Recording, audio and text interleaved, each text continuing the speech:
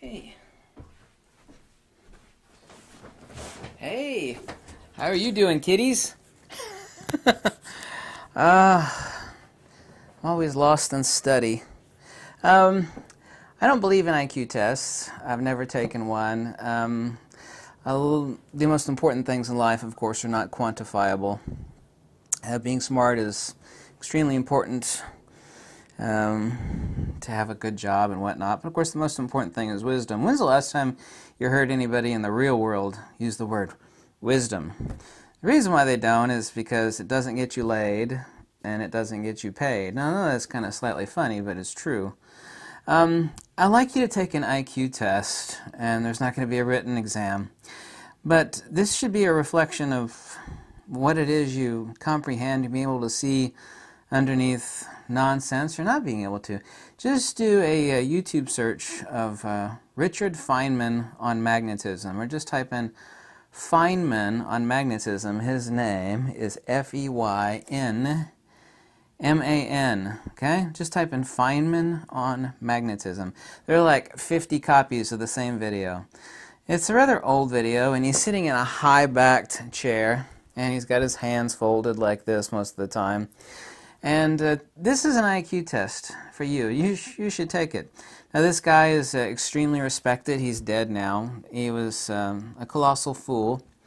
The reason why everybody loves him in quantum, and quantum is a religion, by the way. It's a set of beliefs, and you know, if we were to talk about angels and demons and unicorns, we'd obviously be talking about things that a certain set of not so extremely intelligent people believe in with no basis in reality. Well, quantum is no different than that, because it actually believes that magnetism is mediated out by things that have never been the inputs or outputs of any experiments ever done. Virtual particles or virtual photons. And in the words of quantum physicists, I'm going to give you an exact quote. We use virtual photons to make our equations balance out, unquote. So this is a short little video. I suggest you watch it. It's about 6 minutes long. There's a simple British guy who's not trying to, catch Feynman in a trick question, which is what people do today. Everyone's always trying to catch somebody. He asked Feynman really simply. He said, what is magnetism? What is this force or action going on between two magnets? Now, it's okay not to know the answer to something. I never fault somebody for not knowing. That's actually an extremely noble premise from the standpoint of Pythagorean and Platonic logic, metaphysics, and philosophy, and I'll talk about that just in a second. But instead of saying he doesn't know, because he's so widely regarded, or was when he was alive, still is. He's actually a cult figurehead now. I think a few people even have shrines built to this guy. I know for a fact that they do. I've seen them. People actually have shrines built to this idiot.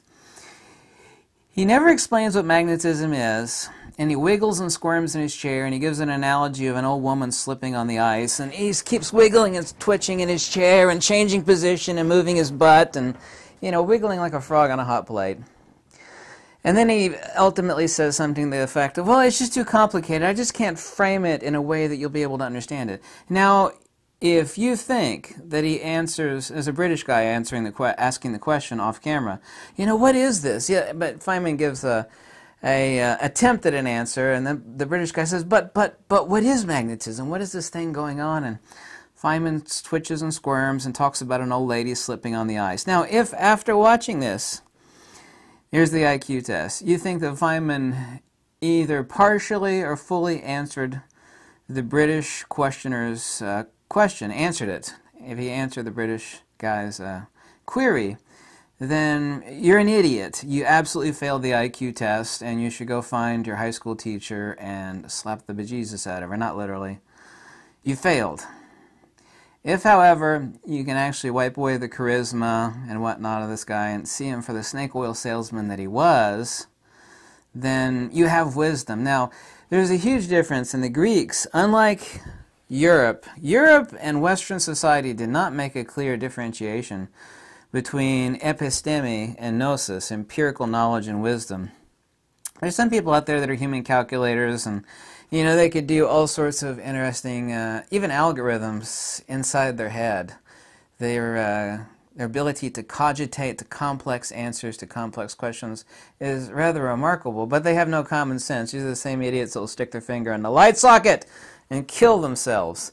These are the same people that don't believe in like the inherent right of every living creature to self-defense. You know, like humans don't have claws and fangs and stuff. They actually don't believe in like protecting your own life. These are people that they're actually, if like a cataclysm were to come along, and you know, the Earth would shift off of its axis, and only people with wisdom, you know, were able to survive. Not only strength, but you know, the common sense granted to most animals, they would completely perish in a heartbeat. I don't know. Most of you, I assume most of you, nearly all of you, don't know who Feynman was, and you could look him up.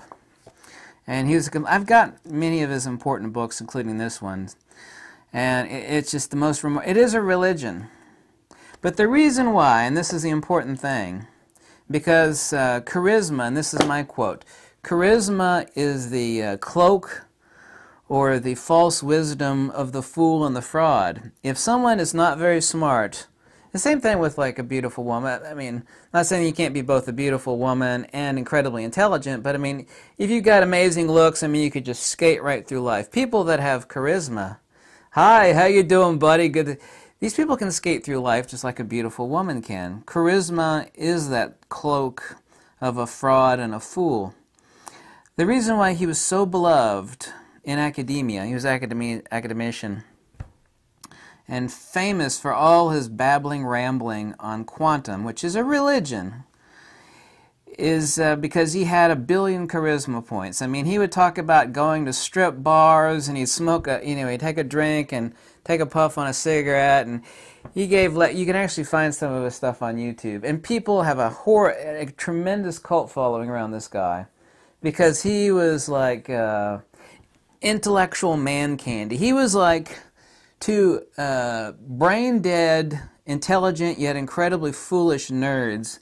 He was kind of like a half-naked supermodel. His charisma was off the charts, way out in the clouds. Oh, Feynman, what a sexy dude. Not literally sexy, not in sort of like a man, but like a man crush. These people that were intelligent yet fools, both when he was alive and now when he's dead, they have a crush on this guy because his charisma and the way he wrote, and they had a man crush on him because of his charisma, which was absolutely incredible, but he was a complete and total fool. Now, the important thing when it comes to wisdom from the Pythagorean and Platonic sense is that there's two really important points that nobody seems to grasp. One, it's okay not to know the answer to stuff. It's absolutely perfectly okay to say, I don't know the answer. You know, I would like to know the answer to that. I'm always seeking. That's perfectly fine. When you don't know and you're a seeker, that's a good thing. It's okay to admit one's ignorance. That's actually an extremely noble statement to make, for anybody to make. Number two is, and this is something no one ever talks about, it's so incredibly important, when you're an idiot like this guy was, and people who follow him, and many of the other priests of the cult of quantum, I could mention a few names of people that are still alive, they're even worse than Feynman was, except they didn't have his charisma, is that you never go looking for the answer to something when you think you know the answer already. Think about that for a second. That's such an incredibly important point when it comes to comprehending cosmic mechanics or understanding the fundamental nature of reality, is that no one has ever gone looking for the answer to something if they have some sort of crazy half-assed, like virtual photons, unicorns, angels, all sorts of crazy religio-mystic, and I'm not against mysticism, I'm a hardcore metaphysician, in the true Platonic sense of the original meaning of metaphysics, not the current meaning, which is like New Age crap, and I hate New Age crap, but metaphysics is associated with New Age crap, and that's the current connotation, but you never go looking for the answer for stuff if you have this insane notion in your head. Quantum has built a religion around virtual particles and quantum. Actually, one person properly called it quantum woo-woo, or quantum woo. Woo is like flim-flam, nonsense, jabberwocky, crap talk, because the term quantum doesn't refer to anything. actually refers to something, but it refers to nothing electrical. People go, well, how does a quantum computer work? Those are real. Well, I could say this is a quantum image. You know, we have light particles, which light is not particles, has struck a film emulsion with a quantum interaction that's caused. Calling something quantum does not reify quantum. That's a fallacy I encounter all the time. Well, how does a quantum computer? Of course quantum exists because quantum computers exist and quantum interaction. Everything is electrical. There's no such entity in field theory or in science as quantum. A quantum does not refer to anything. There's no such thing as a quantum anything. It has nothing to do with magnetism, electricity.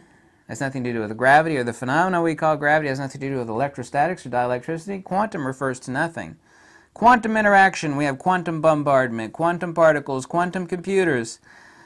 They actually think, and you'll actually find a lot of examples for it in this, of quantum particles. And the cult of quantum, which is a sicko religion, which Tesla actually got to see the outbreak of quantum a la Einstein. This is why Tesla called Einstein a fuzzy-haired crackpot, a lunatic, a nut job.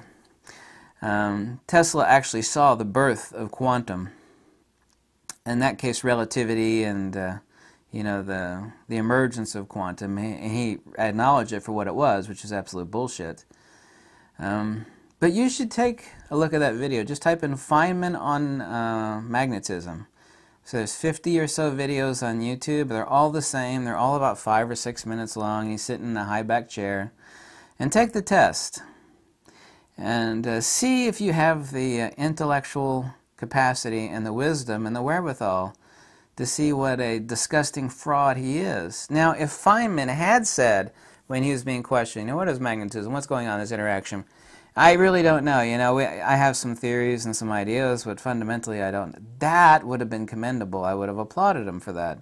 That would have been something noble and noteworthy. But because of his sick religion and his sick academic hubris, oh, I'm Feynman, you know, I am widely beloved, everybody loves me, I'm a guru of quantum and particle physics, and he blew smoke up the guy's butt and then talked about an old woman slipping on. Well, it's kind of like Aunt Betty. She slipped on the ice, and it's like, what the hell does that have to do with magnetism?